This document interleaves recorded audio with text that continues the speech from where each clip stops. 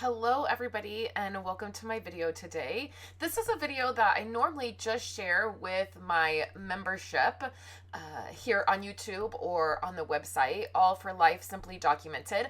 I do a Blessed to Scrap workshop each month for that membership where I put together two scrapbook layouts.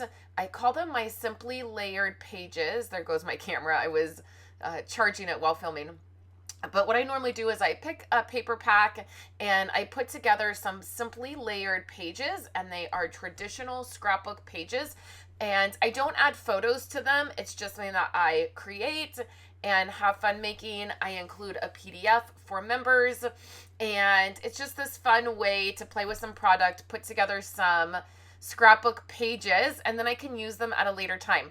This month, for the month of July, even though this is being posted August 1st, I thought I would share both of these layouts with everybody this month and share how I put these layouts together and just the fun that is just having fun putting together scrapbook layouts.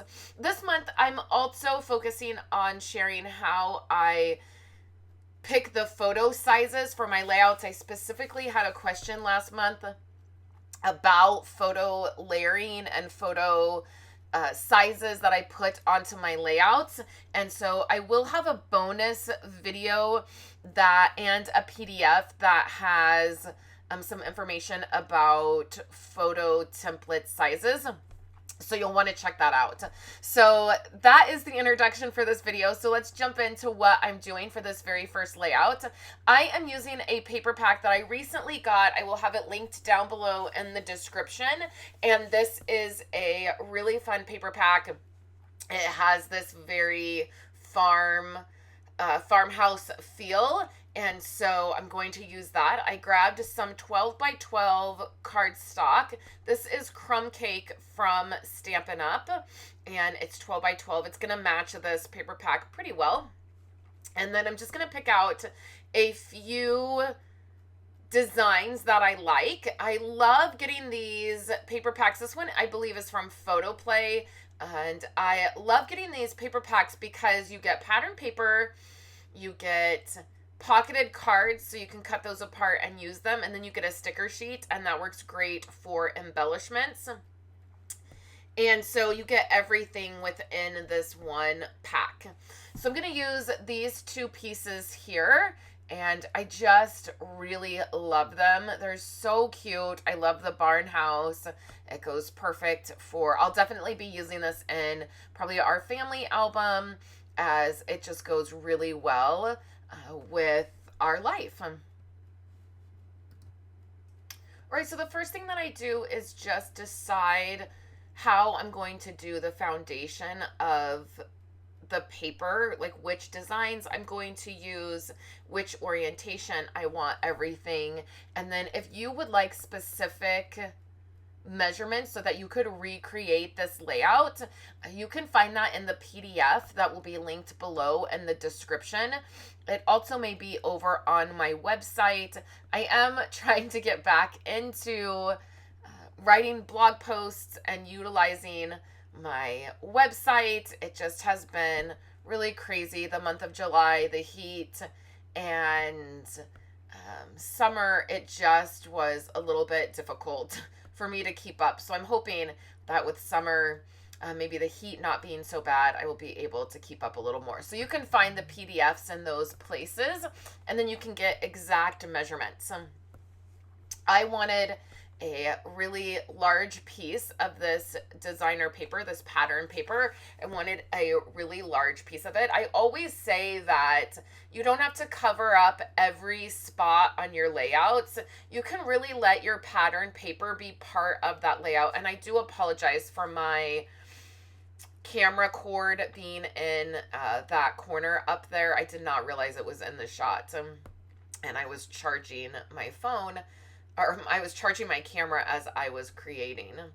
So I love allowing your pattern paper to be part of the layout. One of the reasons I really enjoy doing simply layered pages where I am just taking the paper and I'm focusing on creating the layout, and I might not have photos for it is that I really just get to play with the product and highlight these beautiful products that we buy, right? I buy these paper packs and these kits because I love them and I think they're so pretty. And I don't necessarily want to cover up every space. The other thing that I normally do for my simply layered pages is I normally mirror whatever's on one side to the other side. And then that just helps me to not have to make so many decisions. But in this case, with this layout, each side is a little bit different, which is totally fine. It's a little bit different from what I normally do. So this is the basic foundation of the layout. And then now what I'm going to do, the next piece that I do is I decide how I want my photos or how many photos that I want on a layout and the orientation that they're going to be put on there. Now, a lot of times I will use some of the other pattern paper in the pack for my photo mounts. So to mat my photos or to mat like these pocket cards, I will use another piece of pattern paper. And I have a bonus video this month that talks about photo templates and how I choose my photo sizes and easy ways to think about your photo sizes. So you can check that out. I will try to put a link to that video in the description. But it also has a PDF that you can print out and you can create your own photo templates so that when you're creating your layouts, you can test out which size will work better for you, and hopefully that will be helpful. Or you can print the PDF out and just keep it as a document and refer to it. The way that I've laid that document out, hopefully it will be helpful. But that's the next step that I do is I decide which pocket cards I want. So in this case, I'm going to use 2 pocket cards that are 3x4. So I'm going to need I will end up doing mats behind those. So those will be 3 1/4 by 4 1/4. And then for this layout, I'm going to do some 4x6 photos. And then I'm going to also do some 3x4 photos. And I will decide how many I want. I kept the photo places on both of these layouts fairly simple because the purpose of this month's content, the thing that I wanted to teach or I wanted to share with everyone, the tip that I wanted to share is creating the photo mats and that photo template. So I wanted to keep it a relatively easy layout. And then here I'm using some of this wood grain paper. I will also use that for some photo placements and some photo mats. So I'm just trimming that down. I love it when there's a pattern on one side of the paper that I love, and then on the other side I don't care so much for the pattern, because then I don't feel bad cutting it all up and using it. It is a real bummer when you have a piece of pattern paper and you love both sides of it. The nice thing about the photo play paper packs is that they come with 2 sheets of each design. Now, paper packs like Cartabella, you only get 1 design of each pattern, and that can be a little bit difficult because again, if you like both sides, you're gonna have to make a decision, and that can be really, really hard, right, to make a decision on which one you want to use. So I love that the photo play, and I think Simple Stories, Photo Play, and Echo Park, I know all of those come with 2 sheets of each pattern, and that's really nice. So then I'm just trying to figure out the orientation. I really want this, how I blocked the one side here, I guess it would be the left side, where you see there's a 4x6 and then there's a couple 3x4s, and it's in this block. That's really what I want. I also realized that the blue looks really good behind the pocketed cards. So I think that I end up changing that out on the other side. And here is where I will definitely mirror each side. So however I put together one side with the photo mats, then I will do the exact same thing on the other side. And then you can see that you can still see the pattern paper popping out. And that is what I really love to see. The blue piece of cardstock is from Stampin' Up. I think it is boho blue, if I'm I'm not positive about that, but it's one of the blues from Stampin' Up. So here you can see I'm just trying to decide which photos I want where and which orientation I want. Now, one of the things that I make sure that I always do is I always take my photos horizontal, and then if I'm putting them into if I want 3x4 photos, then I put them in a template and I save them to my camera roll on that template, and then I print them I print it 4x6 and I cut it into 3x4s, and so that makes it easier for me. So you will notice that most of my layouts, I try to keep my photo mats horizontal because that's how I take my photos. It's just something that's really easy. If you always take your photos in the same direction, then when you are putting your layouts together, it's much easier.